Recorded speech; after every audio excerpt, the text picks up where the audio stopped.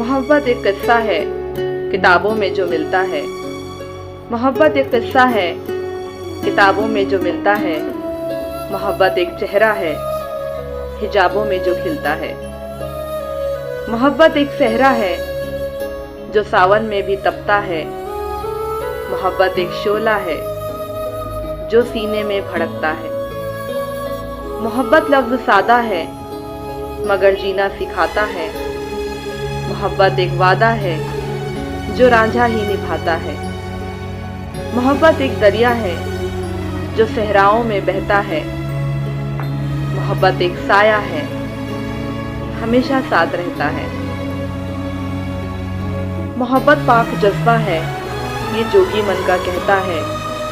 मोहब्बत दर्द सच्चा है कहाँ हर कोई सहता है।